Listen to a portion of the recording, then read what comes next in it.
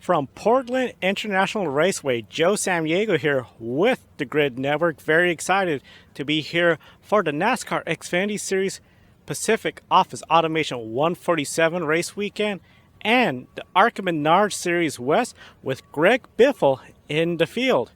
Now, of course, a lot of people are going to be out here. It's going to be another great crowd. Weather so far is looking overcast, about the high of 80 degrees Fahrenheit. So it's going to be a little cooler than what we saw during the NTT IndyCar Series race weekend. But don't expect rain, so it should be a cooler track. A little bit more grip. It's going to be very interesting to see how this is going to shape up. Right behind me, you can see the backstretch, which of course the backstretch, it has a curve to it. It's not a completely flat out backstretch, but you will see everyone flat out racing side by side before they enter some of those corners where you're going to have to make the left, right, and then that sweeping last corner before they get on the long straightaway, which is a drag strip and serves as the front stretch before braking hard for the Sheldon Chicane and this 1.9 mile track. Now, earlier today, I spoke with one of the drivers that's racing the ARCA Menards Series West race, Eric Johnson Jr. Here's what he had to say about racing at Portland. We're back in Portland International Raceway, Pacific Northwest. How excited are you, especially with the deal you have this year? Yeah, I really feel confident with our Jerry Pitts Racing number 5 team, and I think we got a great shot. So that's a really nice feeling. Hopefully you get the Pacific Office Automation Toyota in victory lane by the end of it. But overall, just being back in Portland, like you said, it's super exciting for us and our team. I think it's a really great opportunity, but more on the marketing side with our partners being local, friends and family. It is just go, go, go all week, making the most of it. So it's really been a lot of fun. And of course, last year you had a pretty great season over in ARCA Menards Series West. This year, here we are already. It seems like the season's been flying by. How has this season different compared to last year when you were racing? Yeah, this year I have a very different team structure around me. Changing teams from where we were last year with BMR to Jerry Pitts Racing. Both teams have their strengths and weaknesses, as every team does, and I appreciate all the opportunities both have given me. But being with Jerry Pitts this year, the new thing for me is just really having a mentor with Dustin Nash, my crew chief, who's raced in the series in the past.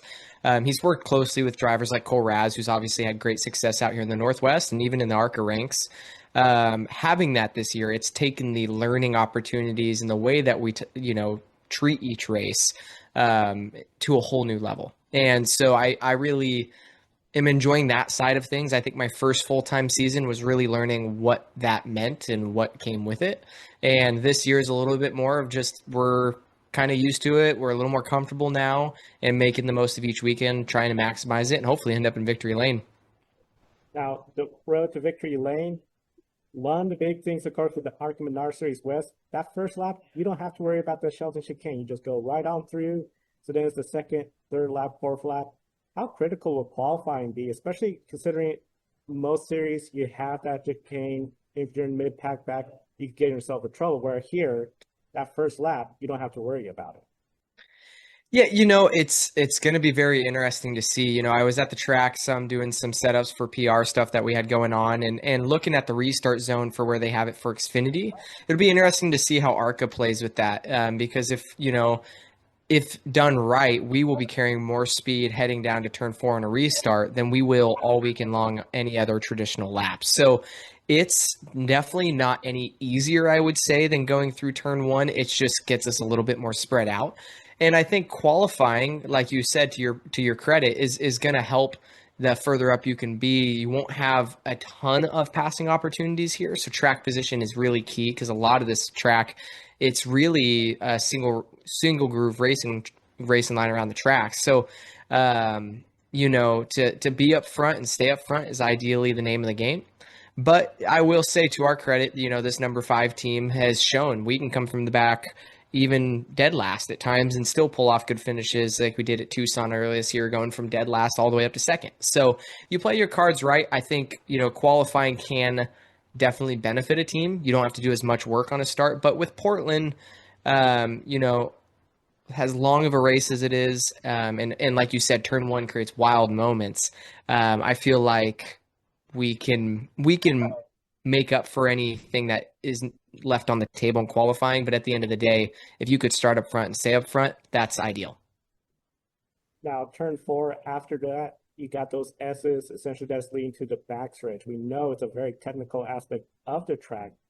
Is that something where, when it comes to the setup of the car, that's a little bit more the priority, or is it still like the downforce for those long straightaways in the front and the back? Yeah, it's definitely a track where you have to consider a few variables different than some other road courses. I think, yes, you have the high speed stuff. This track's flat, unlike, say, Sonoma, which is the exact opposite. So when you come to a place like Portland, I think you have to prioritize a few different things. Drive, most importantly, trying to get the power down on such a flat racing surface is super crucial. But if you go too far that way, you don't want to sacrifice any turning capabilities the car can have, especially through the 4 through turn 7 complex. That is such a technical part of the track, like you said, trying to carry momentum, keep the front end of the car turning. So to find the middle ground is really where the happy spot is at. And so I feel like there's going to be people that prioritize one or the other, some that are going to be right in the middle, and everything in between. But to say which one is going to be the one that prevails, that can be difficult, just because at the end of the day, it might be one year and something completely else, or completely different the next year. So it'll be interesting to see how tomorrow goes. Now, as you mentioned, new team. We know a lot of the ARCA teams use some of the older Cup Series chassis. Have you Mhm. noticed a great difference when it comes to some of the races from last year to this year? Yeah, I think we've gone in a step in the right direction with the equipment we're in this year, and I feel like things have been going a little bit more to what we had planned when we show up to the racetrack, which is a nice feeling. We've been had a lot of speed in practices, which is something different for us. We've led practice at least I would say about half of the races we've been to when we have Friday night practices, and to fire off with that, being somebody new to the series builds a lot of confidence for you, and that goes to credit for all the guys at the Jerry Pitts Racing Shop and all the time they spend on that equipment. So it's definitely a noticeable difference when you go from one car to another. But at the end of the day, all the cars still have to fit inside the same box. And so the noticeable differences are much smaller than I think people would assume. And I think it just goes to show, as far as experience goes, I'm definitely one of the more inexperienced drivers coming into ARCA when I first started. So to now have more races in ARCA than any other series I've raced in, building that experience every race is just more and more valuable for me as I build that confidence and build just the like you said, you can just be a little bit more relaxed, a little, just a little more used to it. I can start to be more of an asset for the team rather than the other way around, and that's where I think we're starting to see a little bit of that balance, and working with the team this year to try to continue to make the cars better. We started off great, but I think we can be better, and so do they, and so we stay hungry and we stay working on it, and I think that's a really fun thing to have. Now, one of the things you mentioned too, of course, it seems like every year when we come to Portland International Raceway, there's one, maybe two racers everyone's looking at as the favorite to win. Williams to Walsh, for example, last season. This year, is there any driver competitor out there that you feel like, okay, we have Mm-hmm. to beat this person, or do you feel like you're in the Yeah. position where we're one of the top five drivers that could win? I think I commented on some of these posts that covered ARCA earlier this week, just looking at the top 10. And when you look at that entry list, I mean, I think this is one of the heaviest hitting entry lists we've had in a Portland ARCA race to date. I mean, we have road course ringers coming with Venerini bringing out some folks, and Nitro, I should say, with the 70 car. You have William Sawalich, a guy from the Xfinity series who won this race before, coming back with all the experience he's now gained in that level. Same thing with Christian Eckes coming down to join us as well. You have again, road course veterans, Alan Day. And then you have this full blown points battle going with the West Series and our West Series regulars. I'd like to consider myself as somebody who definitely knows this place and knows how to get around it. But I think it's going to be a dogfight in the entire top 10, front to back. And I certainly think if we played our cards right, there's no reason we couldn't be in the mix for it. But I think you would be a little naive to say that you don't have to beat guys like Williams, Sawalich, and that just top-notch equipment coming in that Joe Gibbs prepared car. Those guys from Nitro and Venturini, and there's going to be a lot of talent. Shoot, Greg Biffle, coming out to play with us. I get a kick every time I see him joining back in for the fun, and he's not a no slouch. I mean, he gets up on the wheel. He's got awesome experience. So, to just say we could go out there and wax the field and run away from him, I think that's an insult to the field. There's a lot of great competition, and so I'm going to try to learn all I can from him, and hopefully, in the end, be able to capitalize on it. And you brought up Greg Biffle, of course. He's from Vancouver, Washington. You from the Pacific Northwest as well. How big is that to somebody that had Yeah. been in the Truck Series, Xfinity Cup, and now you get to be on the track with him here at Portland? Mhm. Greg's one of those people that I idolized for a long time. My dad was a die-hard Greg Biffle fan growing up. Everything when we go to races was Greg Biffle head to toe, and so I started as a fan. And so that was a really unique opportunity to get the chance to talk to him and work with him for the first time a little bit. And it's just, as you always hear from everyone, everyone's human, right? And he's such a down-to-earth, straightforward guy, and I really do enjoy racing with Greg. Now, I've never had the opportunity to go door to door with him yet. We just haven't been in that situation, but I think this weekend, why not be the perfect one? But he's a great spirit. It's just really, really cool to look up and be, right there with one of your heroes. It's very surreal. It's hard to put into words. Feels like just yesterday I was playing as him in video games, and now we're looking up and we're shaking hands, fist bumped, and wishing each other good luck as we're climbing in the car. It's not a normal situation to be in. So I'm just soaking it in. I love every moment of it. Final question. Of course, you've been advancing your racing career, trying to get more and more experience, working hard to get into sponsorships and all the deals put in place. Mm-hmm. You're from the Pacific Northwest. Have you sort of seen a difference of how people go from, oh, you're a driver from the Northwest to now, oh, we've seen you, from the Northwest and starting to get more attention for the Northwest region? Yeah, it's a really unique opportunity that I have with what I'm doing. I think there's a lot of fantastic talent out here in the Northwest on the racing side. It's a huge racing community up here, and it goes almost unseen by a lot of folks. Now, it's really cool to see NASCAR pointing the spotlight back up here, like we said, and even the Cars Tour coming out and running up here. It's really nice to see. And I, even with this being the Xfinity series last year in Portland as of now, I really hope that we still get to see some sort of representation out here for NASCAR in the future, because I think there's a lot of talent that goes missed, and it just be because those folks don't have the funding for the opportunity or whatever it may be. So, one of my favorite parts of doing what we're doing is taking this opportunity and trying to rope as many people as we can from the Northwest into it as possible, whether it be my spotter as a driver from out here, or the guys shooting our media and helping me with that side of things is from out here and good buddies of mine, and a lot of our crew and team members and everyone helping with the booths and you name it. It's different drivers and personnel we've met from the community up here, and just trying to help them bridge that connection like we had the opportunity to. That's so fun, and I really do enjoy that side of it. So, I'm not sure why, God chose me to have the opportunity we did, but I'm just trying to make the most of it and share the experience with as many people out here as I can. Eric Johnson Jr., as well. The rest of the ARCA Menards Series Westfield will be racing around this 1.9-mile track. One of the big things for the Xfinity Series, this is a standalone race weekend. So as you can see, Goodyear's here. The pit crews, they're going to have pit crews, pit stops, compared to the first 2 years where they had non-competitive pit stops. So it's going to be very interesting again to see how pit road's going to play out when it comes to strategy and how this race develops. Big thing, of course, is when you have cooler temperatures, and in this case 80 degrees, you're going to have more grip. More grip, you could be a little bit more aggressive, especially entering the corners. But that could also lead to a little bit more tire wear. So it's going to be very curious to see how some drivers are going to handle the tire wear. One driver everybody's going to be following is Connor Zilisch.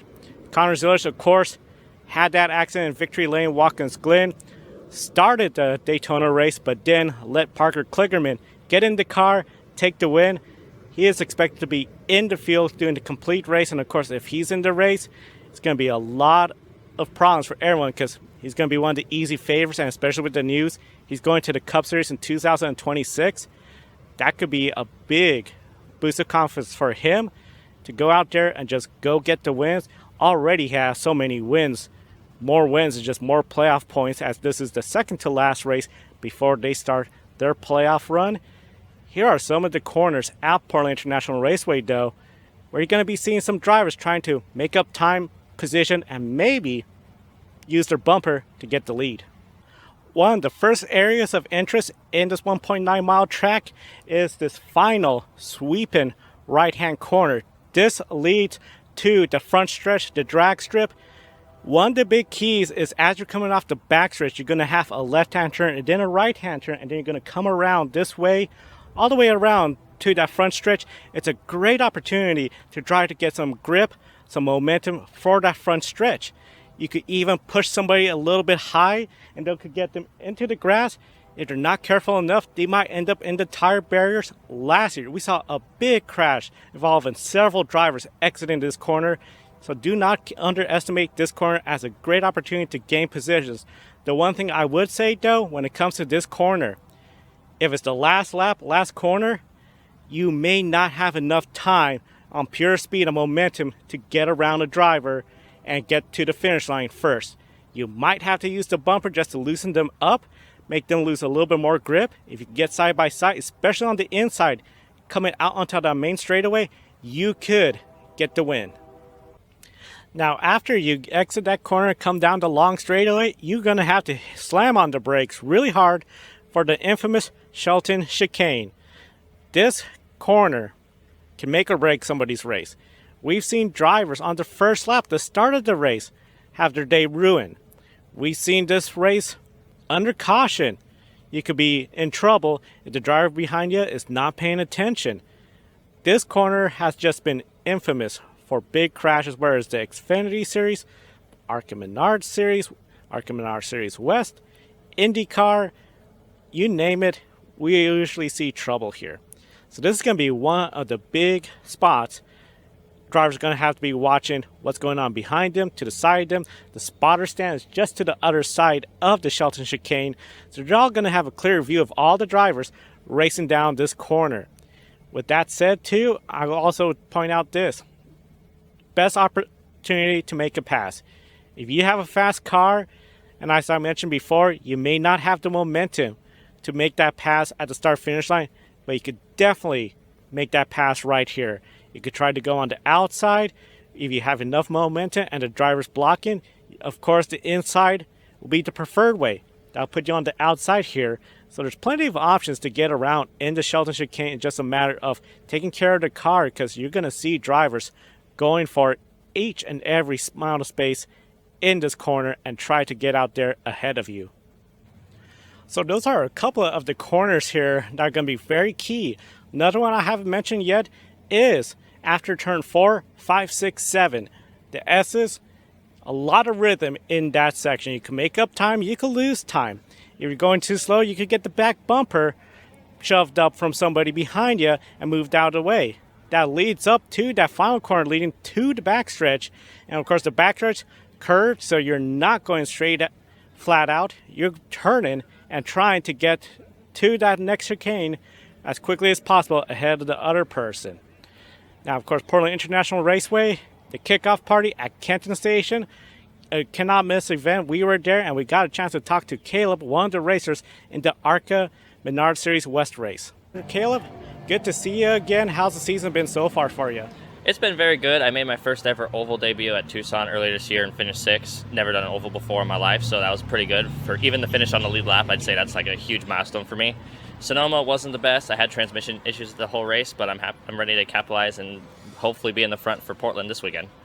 Now, of course, qualifying, that's going to be one of the big determinant factors of a race going well or not well. Is that something where, especially for ARCA, much shorter race, does qualifying have a good influence on the strategy depending on where you start?